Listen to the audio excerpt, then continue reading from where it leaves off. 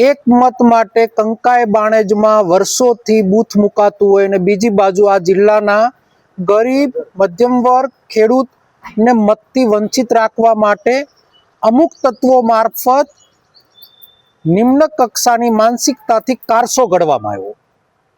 16 તારીખે મતદારના 7 નંબરના ફોર્મ સાવરકુંડલા લીલિયામાં 65 રજૂ થતા હોય અને 65 ફોર્મ જ આવતા હોય એવું ચૂંટણી પંચ મારફત અમને માહિતી મળતી હોય અને બીજી બાજુ 20 તારીખ એટલે કે 4 દિવસમાં 8000 ઉપરથી મતો હટાવવા માટેની યાદી ચૂંટણી પંચને મળતી હોય, એક જ ઝટકે 8000 લોકો મત ન આપી શકે એના માટેનું પ્રિપેર આયોજન કરવામાં આવ્યું। એટલે મતદારો મતથી વંચિત ન રહે, લોકતંત્ર ફાસીવાદી લોકો તરફ ન જતું રહે એના માટેનો આ એક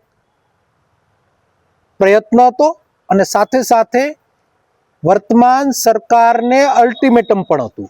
અલ્ટિમેટમ એ પ્રકારનું હતું કે તમને હજુ સત્તાની ભૂખ ભાંગતી નથી, એક બાજુ વિકાસના બાપ બનીને વિકાસની વાતો કરો છો, વિકાસના નામે તમે મતની અને મીડિયાની અંદર બંફાટો કરો છો અને બીજી બાજુ લોકતંત્રમાં તમને ભરોસો નથી।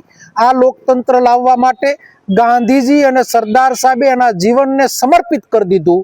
એક બાજુ તમે સરદારના સ્ટેચ્યુ મૂકીને વર્લ્ડને આકર્ષવાનો પ્રયત્ન કરો છો, એક બાજુ તમે ગાંધીજીને લોકશાહી લાવવા માટેના ભગવાન રૂપી રૂપ આપો છો અને બીજી બાજુ આજ ગુજરાતના દેશના વડાપ્રધાન પનોતા પુત્ર એટલે કે આપણા નરેન્દ્રભાઈ સાહેબ, નાયબ વડાપ્રધાન એટલે કે આપણા અમિતભાઈ સાહેબ, આ બેઉનું માથું વર્લ્ડમાં શરમથી ઝૂકી જાય એવા ભારતીય જનતા પાર્ટીના અમુક લોકો આ કાવતરું ઘડ્યું છે, આ ખુલ્લેઆમ ઘડ્યું છે અને ગુજરાતના 10 લાખ લોકોને મતથી વંચિત રાખવા માટેનું પેત્રો ઘડ્યો છે। તો આ હું ઘણી વખત ભાષણોમાં પણ બોલ્યો છું, આંધળા સાંકળા જેવા બે મોઢાળા લોકોને સમજવાની જરૂરિયાત છે।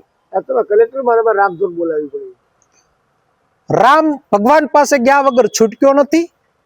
હવે તો ભગવાન રામ જ બચાવે।